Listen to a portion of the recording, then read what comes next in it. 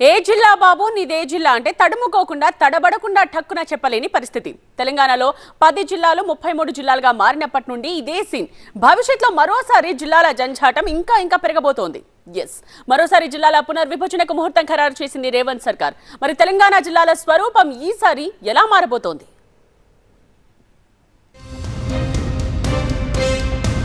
తెలంగాణలో మళ్లీ కొత్త జిల్లాల లొల్లి. లోక్సభ ఎన్నికలయ్యాక కమిటీ ఏర్పాటు, జిల్లాల ఏర్పాటుపై లోతైన అధ్యయనం. శాస్త్రీయంగా జరిగిన జిల్లాల పునర్విభజన, మండలాల పునర్విభజన, గ్రామాల పునర్విభజన వాటన్నిటికీ సంబంధించి పార్లమెంట్ ఎన్నికల తర్వాత శాస్త్రీయబద్ధంగా ఉండడానికి న్యాయ నిపుణులతోటి లేదా పంచాయతీరాజ్ నిపుణులతోటి జడ్జిలు సిట్టింగ్గా రిటైర్డ్ జడ్జిలతో ఒక కమిటీ వేసి ప్రజల ఆకాంక్షలకు అనుగుణంగా పునర్విభజనకు సంబంధించిన ఏర్పాట్లు చర్యలు తీసుకోబడతాయి అనేటువంటి మాట సందర్భంగా ప్రభుత్వ నిర్ణయం ఇది. మళ్ళీ హాట్ గా తెలంగాణ జిల్లాల పునర్విభజన టాపిక్.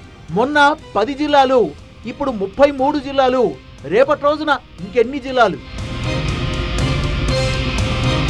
కేసీఆర్ హయాంలో జిల్లాల విభజన పూర్తి అశాస్త్రీయంగా జరిగిందని సుప్రీంకోర్టు లేదా హైకోర్టు రిటైర్డ్ జడ్జితో కమిటీ ఏర్పాటు చేసి దీనిపై అధ్యయనం చేస్తామని ఇటీవలే సీఎం రేవంత్ రెడ్డి హింటిచ్చారు. కానీ జిల్లాల పునర్విభజనకు ముహూర్తం ఎప్పుడు అన్నది సస్పెన్స్ గానే ఉంది. ఇప్పుడు మంత్రి పొన్నం ఇచ్చిన స్టేట్మెంట్ తో కొత్త జిల్లాల లొల్లి మళ్లీ షురూ అయినట్టయింది.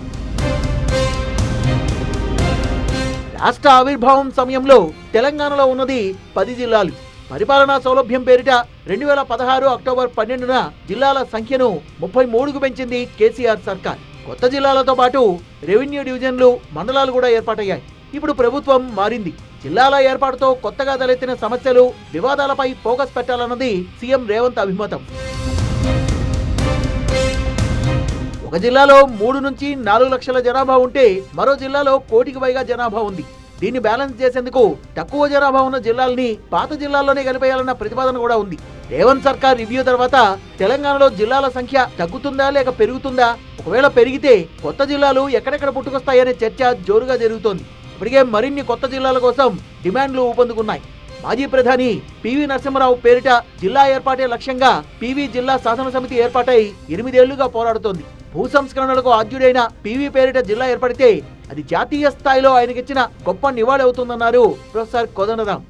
వారి పేరు మీద జిల్లా ఏర్పడితే దేశానికి దేశ స్థాయిలోనే గుర్తింపు వస్తుందని ఒకవైపు, రెండో వైపు పివి నరసింహారావును ఆదరించినట్టు అవుతుందనేటువంటి భావన. ఈ కారణం చేత ఎన్నికల సమయంలో కాంగ్రెస్ పార్టీ వారు కూడా హామీ ఇచ్చారు. సీఎం సొంత నియోజకవర్గం కొడంగల్లో కొన్ని మండలాలు నారాయణపేట జిల్లాలో, మరికొన్ని మండలాలు వికారాబాద్ జిల్లాలో ఉన్నాయి. వీటిని పక్కకు తీసి మహబూబ్ నగర్ జిల్లాలో కలపాలన్నది ప్రపోజల్. సీఎం రేవంత్ ఆదేశాలతో ఈ మేరకు కసరత్తు మొదలైంది. తెలంగాణలో మరోసారి జిల్లాల పునర్విభజన తప్పదని తేలిపోయింది. అయితే లోక్సభ ఎన్నికల తర్వాత కమిషన్ ఏర్పాటవడం, ఆ కమిషన్ రిపోర్ట్ ఇవ్వడం, ఆ రిపోర్ట్ మీద ప్రజాభిప్రాయ సేకరణ జరపడం, అసెంబ్లీలో చర్చకు పెట్టడం, ఇవన్నీ పూర్తయ్యాకే తెలంగాణ కొత్త జిల్లాల స్వరూపంపై స్పష్టత వచ్చేది.